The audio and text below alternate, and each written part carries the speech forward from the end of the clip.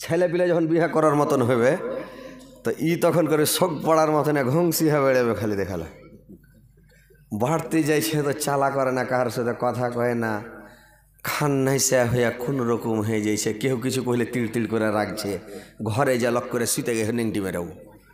ওর বাপ কইছে হ্যাঁ রে উঠ না রে, কাজ কামে যা না রে, চালা করে না, ভাত খেয়ালে না রে, চালা করে না, শুইতে কেনা আছিস রে, চালা করে না। তখন রে ওর বাপ কইছে বিয়ে করবি না কি রে, তখন ঘর থেকে আমি কি মানা করছি নাকি, এতক্ষণ চালা করছিল না, আর যখন কিছু বিয়ে করবি না কি কইছে আমি কি মানা করছি, তার মনে আর বিয়ে করার মন আছে নাকি। তো ছেলে পিলের মানে বিয়ে করার কত মন, বুঝতে পারছেন। যে একটা ছেলে ওর বাপকে যা কহেছে আব্বাজি, ওর বাপ পেপার পড়ছে বসে বসে, তোর বেটা যা কইছে আব্বাজি কিরে বেটা, কইছে আব্বা দেশ দুনিয়ার খবর কিছু জানো, কইছে হ্যাঁ বেটা দেশের পরিস্থিতি ভালো না, ইউক্রেনটা খুব যুদ্ধ চলছে, বম ফেলছে, খুব মানুষ মরছে বেটা, খুব দেশের পরিস্থিতি ভালো নাই। তো কইছে আব্বা একটা কথা বলতাম তো খুবই শরম লাগছে। তোর বাপ কইছে দেখ রে বেটা, বাপের কাছে শরম করতে হয় না, বাপ হলো একটা বন্ধু প্লাস বাপ, তো বাপকে বন্ধু হিসেবে দু একটা কথা বলতে হয়, হ্যাঁ বলে দিতে হবে। তো বলছে আবাজি তাহলে বলবো নাকি, তো কইছে হ্যাঁ বল বেটা, শরম কি আছে বলে দে, কি খবর বল বেটা। তখন বলছে আব্বা তুমি আর বিয়ে দিয়ে দাও। তোর বাপ বলছে কথাটা তো ভালোই রে বেটা, বিয়ে তো দিয়ে দিতে হয়, কেন যে আসলে বিয়ে শাদিটা দিয়ে দেওয়া দরকার। কইছে হ্যাঁ আব্বা, কেন দুনিয়া কয়দিন থাকবে কি থাকবে না কোনো ঠিক নাই, কখন পৃথিবী ধ্বংস হয়ে যাবে, তাও 2-4 দিন সংসার করিলি, আর চ্যাংড়া ফের ছোটো বয়সও হয়নি বিয়ে দেওয়ার মতন। তো কইছে যে যা 2-4 দিন সংসার করতে পাই করেলি। তোর বাপ কইছে বিহা তো তোর দিব রে বেটা, তোর বিহা তো ছোটতে দিয়ে রেখেছি উঠেছি, তুমি ফের আমাকে কখনে কখন দেশে বিহা কইছে, তুই যখন ছোটো ছিলি কোলে তখন বিয়ে দিয়েছি। তো মানে আগে হুড়ের বিয়ে হয়তো ভাই, আপনারা তো জানেন না, বয়স্ক লোক যারা বুড়া ওরা জানে, একবার হুড়ের বিয়ে হয়েছিল একবার হুড়ের বিয়ে, মানে সরকার থেকে অর্ডার হলো যে যত বেটা বেটে তাড়াতাড়ি বিয়ে দাও, না তো আর বিয়ে হবে না, বিয়ে বন্ধ, বিয়েই হবে না। তখন কি করলে সব হুড়ের বিয়ে, যত যার বেটা বেটি আছে লাগলো বিয়ে দিতে, হুড়ের বিয়ে। তো আমরা দেখি না, আমার পদ্মাদোরা দেখেছে মানে ওই বিয়েটা। তো হুড়ের বিয়ে যখন শুরু হলো তো ছুটু চাংড়ারও ছোটো বেটা ছোটো বেটির বিয়ে দিয়ে দিলে, ও কবুল করতে পারে না, নানি কবুল করছে, মানে ওর লাতিনের বদল নানি কবুল করছে, আর পোতার বদল দাদু কবুল করছে, লাতির বদল দাদু নানা কবুল করছে, মানে এরকম করে বিয়ে হয়েছে। লাস্টে যখন বিয়ে জেটির হয়ে গেল, তারপরে প্যাটে যেটি আছে একটা আইডিয়া করে বেটা হবে না বেটি হবে, তাও বিয়ে দিয়ে দিলে। হ্যাঁ এরকম করেও বিয়ে হয়েছিল এক জামানাতে, একটা জামানা ছিল ভাই আগে, তো ওইটা গেলে হুড়ের বিয়ে, তো ওইভাবে বিয়ে হয়েছিল। তো এই খ্যাপা তখন করেছি কি বলছে, তোর বিয়ে ছোটোতে দিয়েছি তোর খালাই তো বহিনের সাথে, বলে ঠিকই, বলে হ্যাঁ, বলে ঠিক আছে তাহলে চলো লিয়ে এনে দাও, তাও 2-4 দিন সংসার গেলা করে এলি, কোনটা দুনিয়াটা নষ্ট হয়ে যাবে না কী হবে, দেখেন একটা পয়েন্ট। এইবার তখন খ্যাপা করেছে কি, ওর বাপকে সাথে করে চলে এইসব শ্বশুরের বাড়ি, যে তখন ওর বাপ কইছে ওর শালিকে ডাকছে, ফুলটুসি ফুলটুসি, তো ফুলটুসি তোর বাড়ি এসছে ঘর থেকে, কি তখন বলছে কি খবর না ভালো আছো, মানে হ্যাঁ ভালো আছি, বসছে গল্প সল্প করেছে। দেখো যে কই বেটিটাকে যে দেখতে পাই না, কইছে ঘরে আছে, তো ডাকো, ডেকেছে। তখন ওর বাপ কয়েছে যে এই তুই বহুটাকে নিয়ে যা, যে বাহিরে একটু পার্সোনাল কোনো গল্প থাকে তো একটু গল্প গলা করে লেগা, আর হারা একটু এটা হারা গল্প করছি। ও তখন লিয়ে চলে গেল দূরে, চ্যাংড়াটা ওই লইয়া বহুটাকে লিয়ে যা, তখন কইছে দেখ হারকে তো ছোটোতে বিয়ে হয়েছে তোর মনে আছে, তো মেয়েটা বলছে একটু একটু করে মনে হয়েছে আমার, যে খুব মনে হয় না, একটু করে হয়েছে বিয়ে হয়েছে। বলছে দেখ হারকে সবই কমপ্লিট আছে, খালি কলমাটা পড়তে হবে তাইলে হয়ে যাবে, তো যাক বিয়েটা হারকে যাতে হয়ে যায়, বলে ঠিক আছে। তো তার আগে একটা কথা হলো কোনটা, যে ওর স্ত্রীটাকে বলছে, মেয়েটাকে বলছে ছেলেটাকে, যে তোর আব্বা মরে গেছে আর হার মা মরে গেছে, তো তোর আব্বা মরে গেছে হার মা মরে গেছে, তো তোর মার বিয়েটা হার আব্বার সাথে দিয়ে দিলে কেমন হয়, তুই আর আমি তো বিয়ে হয়েই গেছে তোর আর আমার, কিন্তু তোর মার বিয়েটা হার বাপের সাথে দিয়ে দিলে কেমন হয়। তো বেটি ছেলেটা কয়েছে যে দিলে তো ভালোই হয়, মানে ঝামেলাটা পার হয়েই যায়। তো কইছে চল ওরকে বিহাটা দিয়ে দেবো সুদ্ধা চল।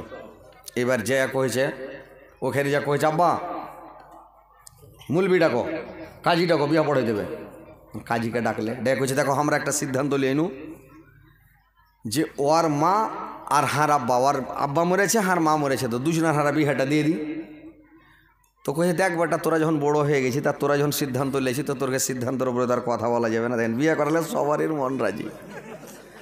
বিহার কথা শুনলে কোনো মানুষের মন কি ভারী থাকবে যে ভাই? থাকবে না, কাম কাজ ঝুনে ফেলে দেবে ও একবারে। ডালি জেলবে যদি মাটি তুলতে লাগিয়ে দেন তো পাড়া হুঁচতের মতো খালি খাটা খাটো মাথা হয়ে যাবে, খালি খাটা খাটো মাথা হয়ে যাবে। বিনা বেড়াতে মাটি সারাদিন ধুয়ে নেবে ও, মানে এত বিহার একটা হু বাজে জানে।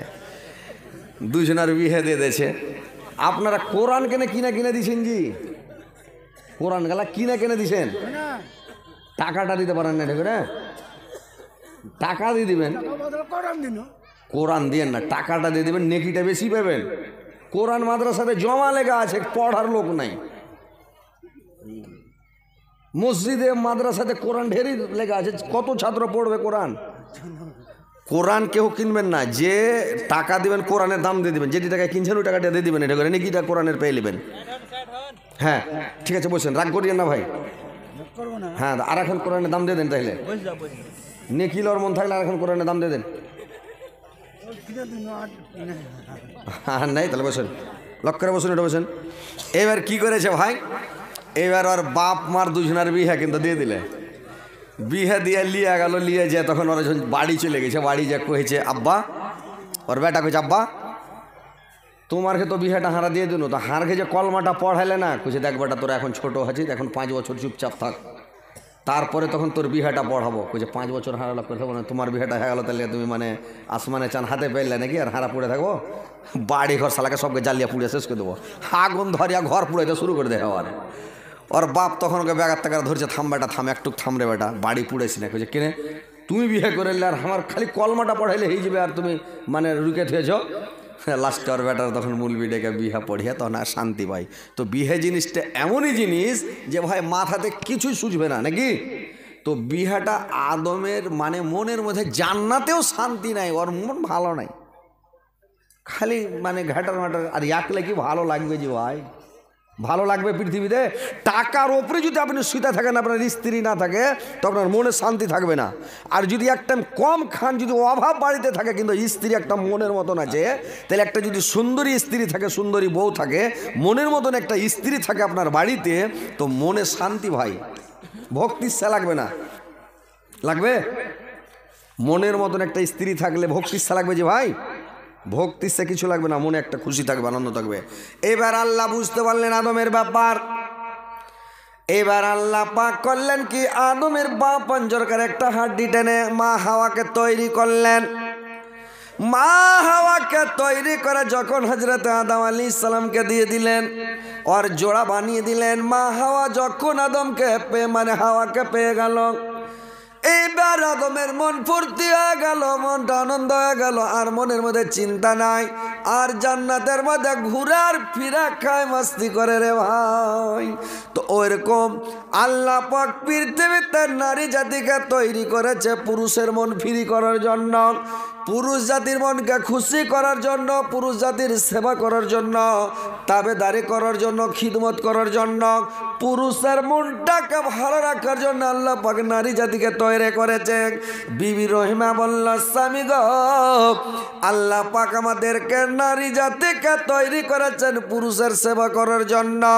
যদি সবাই আপনাকে ছেড়ে ছেড়ে চলে যায়, আমি আপনাকে ছেড়ে কোথাও যাব না, আপনার সাথে আমি থাকবো, আপনার সেবা তাবেদারি করবো, খিদমত করবো, আপনাকে আমি আপনার কাছেই থাকবো, আপনার পাশে থাকবো। এবার বিবি রহিমা করে কি, স্বামীর সেবা যা করতে লাগলো রে ভাই, এমন করে সেবা করতে লাগলো যে সারা শরীরে দুর্গন্ধ, আর সারা শরীরে পুজ বের হয়, রক্ত বের হয়, গদগদে হয়ে থাকে। পানি গরম করে চিপে চিপে পুজগুলোকে বের করে দেয়, গরম পানি করে ধুয়ে দেয়, আর সারা শরীরটাকে ধুয়ে দিয়ে এবার উঠতে পারে না আইয়ুব আলাইহিস সালাম। বিবি রহিমা করে কি ওর চুলগুলোকে হাতে বাড় দিয়ে ধরে আর কোন রকম করে চেড়ে উঠিয়ে বসায় আর বসিয়ে তাকে কোলে করে ধরে তাকে আর মানে খাবারগুলোকে তার মুখে তুলে তুলে দেয়। খাবারগুলোকে হযরত আইয়ুব আলাইহিস সালাম খায়। এইভাবে স্বামীর সেবা যখন করে গোটা গ্রামের লোক বাদী হয়ে গেল। গ্রামের লোক সব মানে তার বিরোধী গাইতে লাগলো যে এটা কোনো মানুষ না, এটা পরী না, জিন না, এটা কোনো পেতনি না, এটা কি জিনিস। সবাই ছেড়ে পালিয়ে যাচ্ছি, ছেড়ে পালাই না। সবাইকে দুর্গন্ধ লাগছে, বিবি রহিমাকে লাগে না। ব্যাপারটা কি? তার মানে বিবি রহিমা যাবে না বলছে স্বামী গো, আমি আপনার সাথে সুখ ভাগ করেছি, শান্তি ভাগ করেছি। যখন আপনি ভালো ছিলেন আপনার সাথে আমি মজবাস্তি করেছি, কত আনন্দ করেছি। আজকে হয়তো আপনি নরমে গেছেন, কমজোর হয়ে গেছেন, দুর্বল হয়ে গেছেন বলে আজকে আপনাকে আমি ছেড়ে দিব আর আপনাকে ছেড়ে আমি চলে যাব, এটা কোনোদিন হতে পারে না। তো আপনার সাথে যখন আমি সুখ ভাগ করেছি আজকে দুঃখ মানে দুঃখের সাথীও হয়ে থাকবো। কিন্তু দেখেন মায়েরা বোনেরা, যদি তোমার স্বামী দুর্বল হয়ে যায়, কমজোর হয়ে যায়, তোমার স্বামীকে বেমার হয়ে যায়, তোমার স্বামীকে ছেড়ে তুমি পালাইও না। এখনকার মেয়ে ছেলেরা ওন্না দিয়ে দেয়, তোমাকে বিয়ে করে কোনো সুখ পানু না, জি শান্তি পেনু না, তোমার পোকা লাগায় ছুটে না, সব দিনকারই কুজলাড়া কোন ঠেকার রুই ধে মুখ ধে সারাটা জীবন এরকমই। দেখেন 2-4 দিন যদি বিছানে পড়ে তো ওর জাত মেরা শেষ করে দেবে, করে না? তো মা বোনেরা ভালো করে শুনেন, স্বামীর জেদ কোনোদিন মারবেন না, স্বামীর নিন্দা করবেন না, স্বামীর বদনাম করবেন না। স্বামীর সেবা করেন মন দিয়ে, স্বামীকে খুশি করেন মন দিয়ে। স্বামী যাতে তোমার জন্য সব সময় দোয়া করে আর মনের মতন স্ত্রী পেয়েছি লোকের সামনে যাতে গল্প করে আর মানে সব সময় যাতে তোমার তারিফই করে, এরকমভাবে স্বামীর সেবা করতে হবে, খিদমত করতে হবে, স্বামীকে সন্তুষ্ট রাখতে হবে। তাহলে তো স্বামী তোমার জন্য দোয়া করবে, তোমার উপরে খুশি থাকবে, তাহলে তো তুমি জান্নাতে যাবা। মা বোনেরা ভালো করে কথাটি শুনেলেন। একদিনের ঘটনা, আল্লাহর নবীকে যখন আয়েশা গোসল করাতে গেছে রে ভাই, আয়েশাকে যখন গোসল করাতে লেগেছেন আল্লাহর নবী একটা তক্তার উপরে উঠেছেন আর তক্তার উপরে যেমন উঠেছে আল্লাহর নবীর মাথাতে সব পানি ঢালতে লেগেছেন। পানি ঢালছেন, গোসল করেছেন, পানি ঢালছেন, গোসল করেছেন, আল্লাহর নবী গোসল করছেন। আর গোসল করতে করতে আল্লাহর নবীর গতরে যখন পানি ঢালতে লেগেছেন, পানিগুলো যখন শরীর থেকে বয়ে যাচ্ছে, তো পানিগুলো যখন বয়ে যাচ্ছে রে ভাই, তো পানিটা লাল হয়ে বয়ে যাচ্ছে। আল্লাহর রাসূল দেখলেন যে পানি কেন লাল হয়ে যাচ্ছে। আয়েশাকে জিজ্ঞাসা করলেন, রে আয়েশা পানিগুলো কেন লাল হয়ে যাচ্ছে রে আয়েশা? আয়েশা বললেন, স্বামী গো, যখন আপনি তক্তার উপরে উঠেছিলেন, তক্তার উপরে যখন আপনি চড়েছিলেন স্বামী গো, তো আমার পায়ের কুড়া আঙ্গুলটা তক্তার তলে চাপা পড়ে গেছে আর আমার কুড়া আঙ্গুলটা চাপা ডাইল হয়ে থেছিলাম, চোঁচো করে রক্ত বের হচ্ছে। আপনাকে গোসল করাচ্ছি, পানির সাথে আমার পায়ের রক্তগুলো খুনগুলো বয়ে যাচ্ছে স্বামী গো। আল্লাহর নবী তক্তা থেকে চট করে নেমে গেলেন আর চট করে আসার পাকান কাটেনে যদি দেখছেন ঠিক কুড়া লগের আঙ্গুলটা থেতলা ডাইল হয়ে গেছে, চোঁ করে রক্ত বেরিয়ে যাচ্ছে।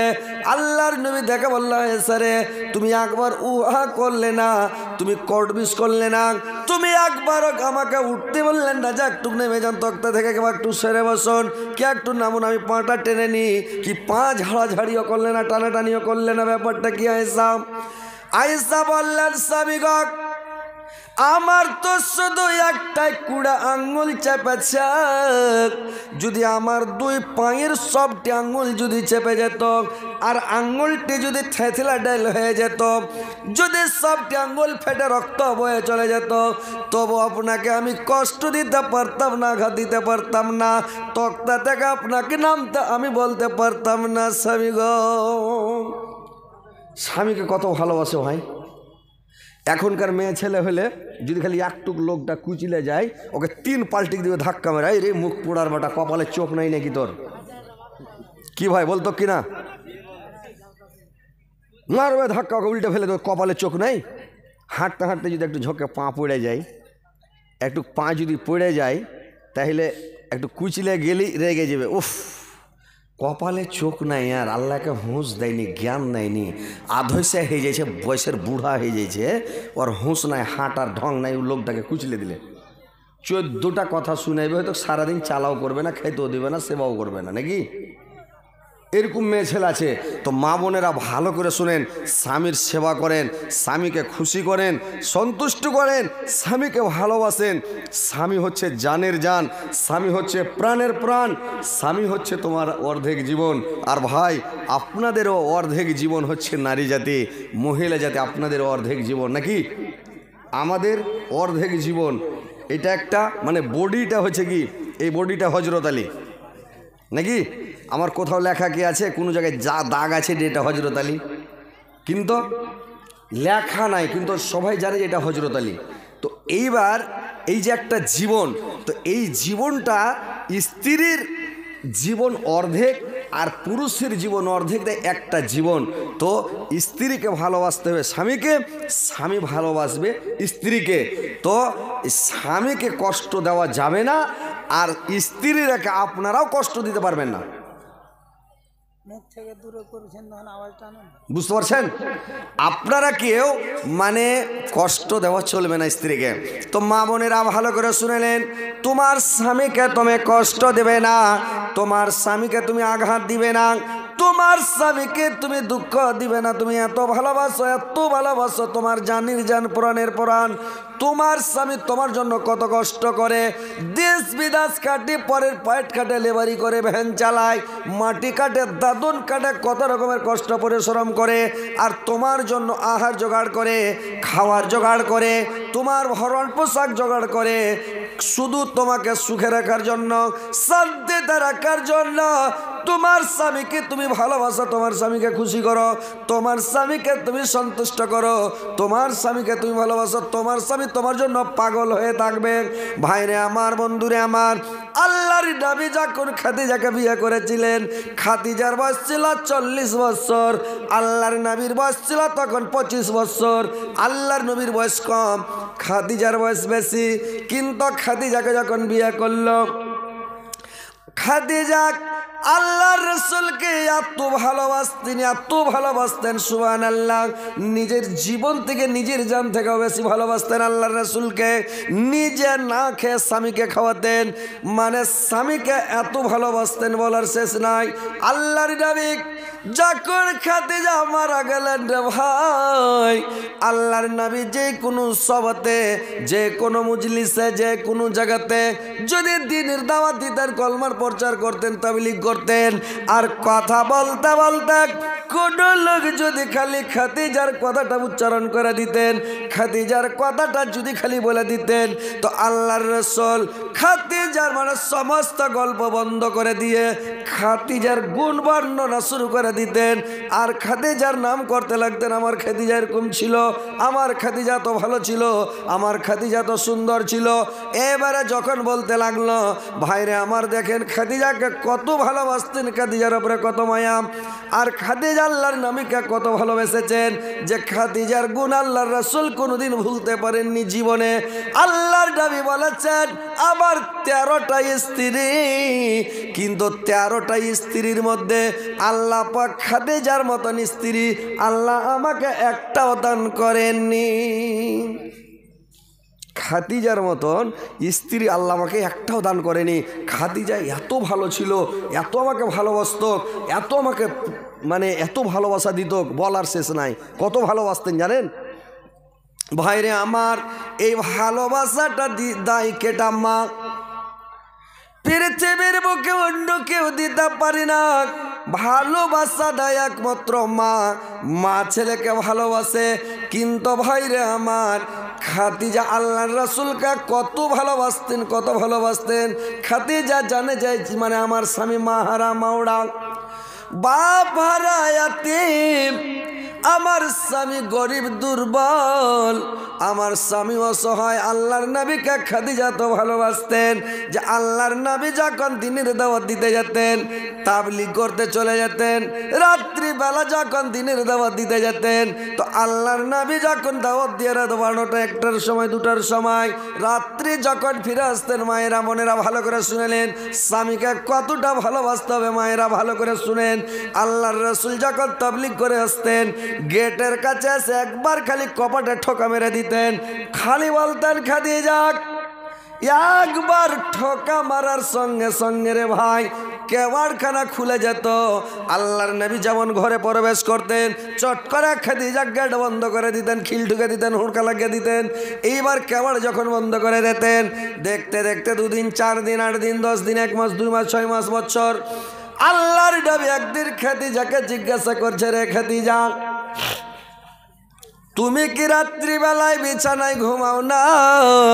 তুমি কি রাত্রিবেলা বিছানাতে শুয়ে থাকো না? রে খাদিজা। খাদিজা বললেন, স্বামী গো, যখন আপনি দিনের দাওয়াত দিতে চলে যান, তাবলীগ করতে চলে যান স্বামী গো, আমি রাত্রিবেলা করে কি কামার খানাকে লাগিয়ে দিয়ে পিঠ মানে হুড়কা লাগাই না, পিঠ লাগিয়ে দিয়ে আমি এরকম ভাবে দাঁড়িয়ে থাকি, সারা রাত ওইভাবে দাঁড়িয়ে থাকি। যখন আমাকে ঘুম আসতে লাগে, চোখ থামে না, চোখ বন্ধ হয়ে চলে আসছে, তখন কি করি স্বামী গো, একটা পাকে আমি উঠিয়ে নি, একটা পাকে উঠিয়ে এক পায়ের ভরে এক ঠেঙ্গে হয়ে দাঁড়িয়ে থাকে। যখন পাটা ব্যথা করতে লাগে, আমাকে ঘুম আসে না, ঘুম আমার ভেঙে যায়। আবার যখন দেখি যে খুবই ব্যথা করতে লাগলো এটা পা, তখন আবার একটা পা মাটিতে রেখে এটা পাকে উঠিয়ে নিলাম। এখান পায়ের ভরে দাঁড়িয়ে থাকি, আমাকে আর ঘুম আসে না। তো এইভাবে আমি একবারে দাঁড়িয়ে থাকে। আল্লাহর রাসূল বললেন, দেখেন তো আল্লাহর নবীকে কত ভালোবাসতেন যে খাদিজা সারা রাত জেগে থাকতেন, সারা রাত জায়গা জায়গা বসে থেকে থেকে রাত কাটিয়ে দিতেন, মানে কত ভালোবাসতেন স্বামীকে। এখন বর্তমান যুগের নারীরা, বর্তমান যুগের মহিলারা রাত্রিবেলা এরকম জেগে থাকবে ভাই? জেগে থাকবে? জেগে থাকবে না। নারীরা করবে কি, ও লাখ ডেকে ডেকে ঘুমাবে, তুমি কুণ্ঠে গেছো, যাও, খাইয়াছো না খেয়েছো আর দেখার নাই, কোথায় বেড়েছো না বেড়েছো দেখার নাই। ও আসলে যে তোমাকে একটু মানে আগুন জ্বেলে গরম করবে, একটু পানি গরম করে দেবে, 2টা খাওয়ার তাড়াহুড়া করে দিবে, একটা ডিম সিদ্ধ করে দিবে, করবে না। যেগুলো ভালো নারী, ভালো স্ত্রী, ভালো মহিলা, আর স্ত্রীকে যদি আপনি ওকে একটু ভালোবাসা দেন, তো ও করবে কি, স্ত্রীকে যদি একটু ভালোবাসা দেন, তাহলে ও মাছ মাংস খাবে, আপনার জন্য একটু জগিয়ে রাখবে, তুলে রাখবে। কিন্তু স্ত্রীটাকে একটু ভালোবাসা দিতে হবে। এক হাতে কোনোদিন হয় রুটি হয় না, এক হাতে তালি বাজে না, আপনাকে 2 হাত লাগাইতে হবে, স্ত্রীকে ভালোবাসা দিতে হবে। স্ত্রীকে একটু করে ভালোবাসেন, স্ত্রীকে একটু করে ভালোবাসা দেন।